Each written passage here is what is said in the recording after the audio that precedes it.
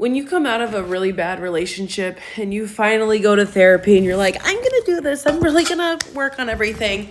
And you start uncovering your shadow self and seeing, what happened for this relationship to come about subconsciously, like what was I drawing in? When you can really start to see your perspective and bring grace to what is going on, bring grace to yourself and move through those emotions and process it, wait until the perspective shifts and you look at the person who did whatever to you. I'm going to use it in this context. When you can look at a different person's perspective of, let's just say, sexual assault, and you can see their point of view of what brought them up to be the way that they were and made them want power, control, whatever it may be, but that's like the credential of everything.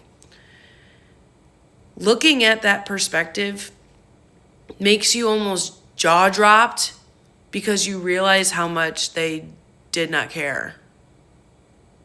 Like you really start to look at the scenario, and the whole time when you're like, I'm crazy, like people don't believe me, so maybe I'm nuts, maybe I'm making it up, maybe all these horrible things, then you really see their perspective and you're like, you did all that and played in my face, got away with it, and the whole time you really didn't care. When that person is sitting in their head, like maybe they didn't, maybe they just didn't realize that they did, because that's something that people have gone through as well, myself included.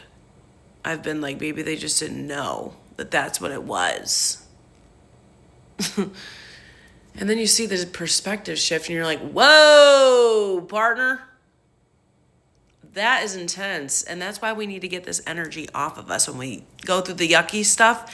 And with healing, you gotta cleanse, get it all off. Whatever you need to do. Drink some moon water or something, I don't know. I don't know. It's just a different perspective. You really start looking at it and studying forensic psychology.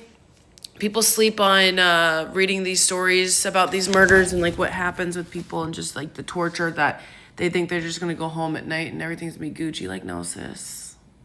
That's why I'm learning how to ground myself now, because I want to be the best forensic psychologist. I want to have a really good career. Not over anybody else. I just want to be really, really good. And I can have that goal. Don't say nothing. But learn how to ground, baby girl. It is the best thing you'll ever do, because when you see somebody else's perspective and it is nasty, but you can really see it without holding a bias, like stepping back from the situation, really look at the perspective and like look at the whole traumatic event from a different point of view. It doesn't make it right at all. I'm not saying that, queen. I'm just saying it makes you, it punches you in the face. You're like, there's no way that a human being could actually feel like this. And when you know what got them there, it's like the weirdest, I don't know, it's a weird experience. If you get it, you get it. But studying forensic psychology and then putting my therapy stuff together and mixing it around,